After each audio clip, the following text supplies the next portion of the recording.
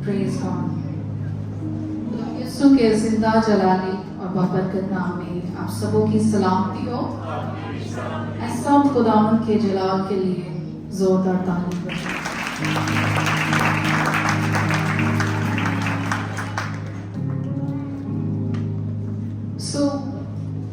आज रात में लास्ट वीक जो सरमन हुआ था उसका रिकैप आपके सामने पेश करूंगी।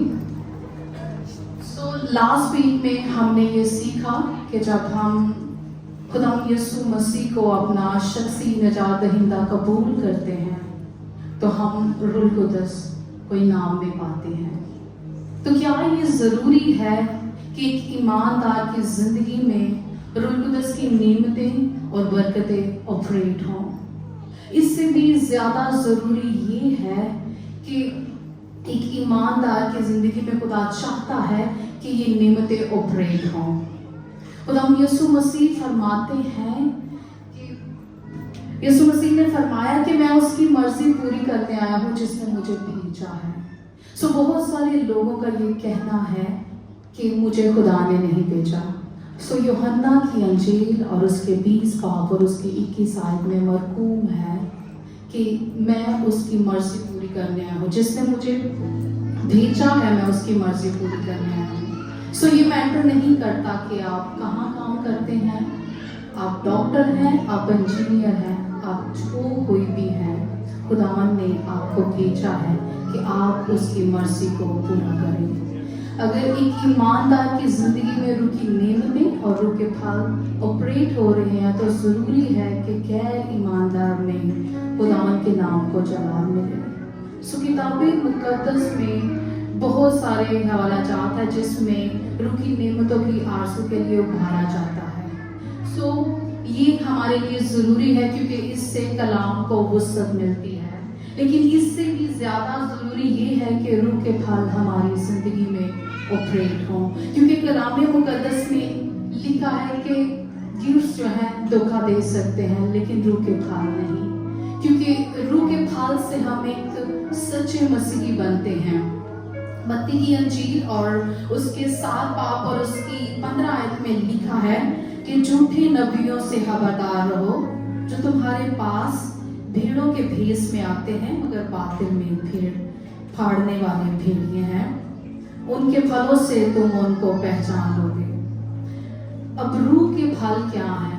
गलतियों के नाम पौलुस रसूल का खत और उसका 5वां बाब और उसकी 22 आयत में मरकूम है, जो कि रूह के फल जो है वो टोटल नाम है। आइए देखते हैं कि रूह के फल क्या हैं जिसका हमारी जिंदगी में होना बहुत जरूरी है।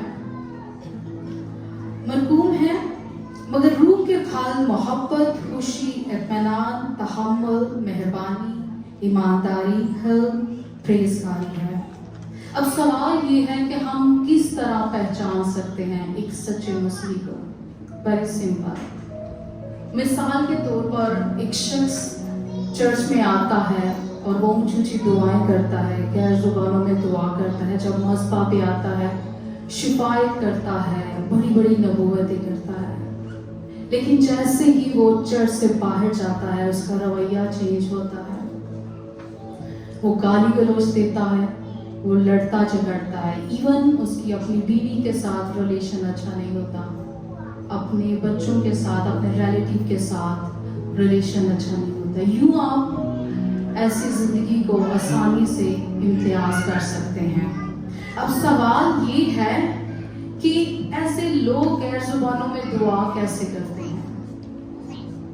फॉर एग्जाम्पल, आप किसी को गिफ्ट देते हैं तो बाद में आपकी तल्लुकात उसके साथ अच्छे नहीं रहते, आपकी तलब कलामी हो जाती है, आपका उसके साथ राब्ता नहीं रहता, तो आप उससे ये नहीं कहेंगे कि भाई मेरा गिफ्ट वापस कर दे। नो, आप इंसान हो कि इस बात का लिहाज करते हैं तो आपका आसमानी बाप क्यों कर आपको गिफ्ट लेके वापस देगा?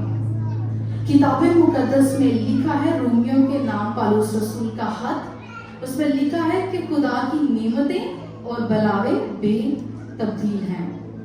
इसी तरह बहुत से लोग शुरू में बड़ी गर्मजोशी के साथ दुआ करते हैं कि हमारी जिंदगी में रूहानी नेमतें जो है वो ऑपरेट हों, और जब वो हो जाती जाती है तो वो अपनी मिनिस्ट्री में, अपनी उस नेमत में जो खुदा ने उसे दी है उसमें मसरूफ हो जाता है। ऐसे लोगों के बारे में मत्ती की अंजील 7 बाब और उसकी 23 और 22 और 23 आयत में मरकूम है, उस दिन बथेरे मुझसे कहेंगे, ऐ खुदावन क्या हमने तेरे नाम से नबूवत नहीं की, तेरे नाम से बदलुओं को नहीं निकाला, तेरे नाम से मौजज़े नहीं किए। उस वक्त यीशु मसीह कहते कि मैं उनसे कहूंगा कि मेरी कभी तुमसे वाकफियत ना थी, ऐ बदकारों मेरे पास से चले जाओ। जैसे मैं आपको पहले बता चुकी हूँ कि गिफ्ट जो है उससे धोखा खा सकते हैं, लेकिन रुके फल जो है वो हमें एक सच्चा मसीह बनाते हैं और रुके फल कभी झूठ नहीं बोलते। इसी तरह यूहन्ना की अंजील में 15 बाब में यूं मरकूम है कि तुम मुझ में कायम रहोगे तो मैं तुम में। जिस तरह अंगूर के दरख्त में कायम ना रहे तो अपने आप फल नहीं ला सकते। मैं आपको ये बताना चाहती हूँ कि अगर आपकी लाइफ में नेमतें हैं और आपकी लाइफ में फल नहीं है तो आप ठनठनाता भीतर और झनझनाती चल जाएंगे। आइए इससे बेहतर तौर से जाने के किताब मुकद्दस में से हम देखेंगे पहला कुरिन्थियों और उसके 13 बाब और उसकी पहली 2 आयत।